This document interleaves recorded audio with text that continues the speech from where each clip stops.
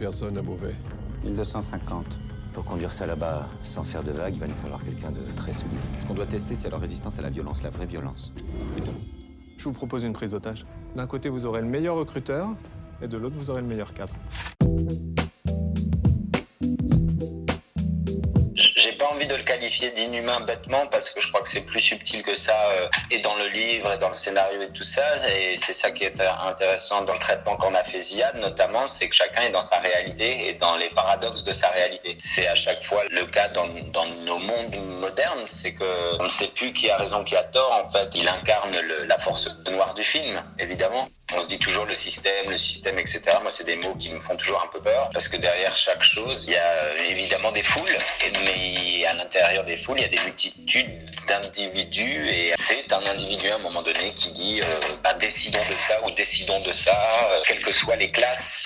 Et c'est ça qui est intéressant dans un projet comme ça, c'est-à-dire que tout d'un coup, on a le personnage d'Eric Cantona qui incarne un personnage à l'intérieur d'une classe, moi qui en incarne un autre, et voilà, moi les choses qui montrent des portraits me plaisent toujours.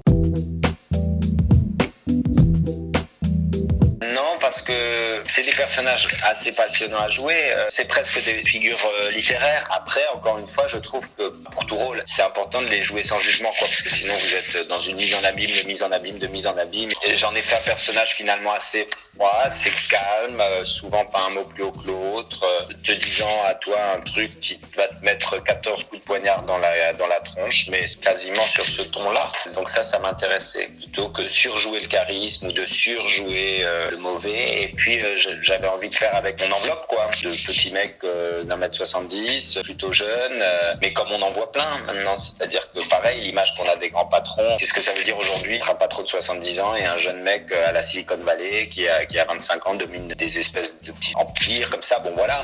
Ce qu'on doit tester, c'est leur résistance à la violence, la vraie violence.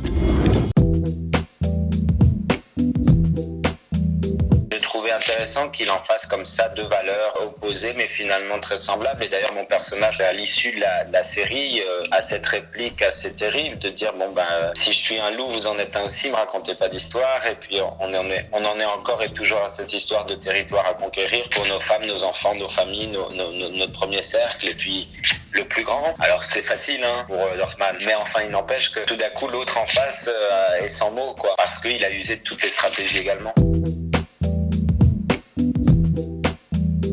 Déjà Eric super acteur et puis super camarade, que des gens super sur le plateau, vraiment de plein d'univers différents, des gens avec qui j'ai retravaillé d'ailleurs même pour des parodies et des trucs plus rigolos, donc c'est chouette. Tournage difficile parce que tournage ambitieux quand même, ça pouvait mériter des plannings cinématographiques alors qu'on était sur des plannings tout de même plus télévisuels. Ça veut dire qu'il faut quand même garder le rythme et ça c'est tout le talent de Ziad qui tient ses équipes comme un roi et qui a un talent fou, qui a 1000 idées à la seconde. Et ce que j'aime beaucoup c'est qu'il a des idées très précise, de mise en scène, de direction de jeu également, mais en même temps il a ce truc un peu, je dirais, à l'anglo-saxonne, je pense, je sais pas si c'est comme ça, mais en tout cas de faire confiance, une fois qu'il a choisi un acteur, de faire confiance à ce que l'acteur va lui pondre, estimant que finalement chaque personne sur un plateau est responsable de son propre corps de métier.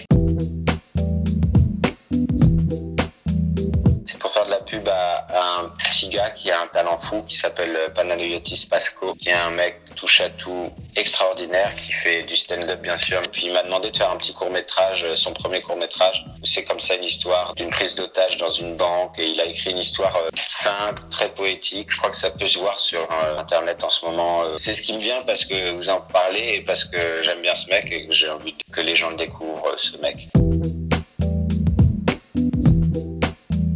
On va inventer avec ce truc. On va inventer des manières de vous faire de l'artistique. On va essayer.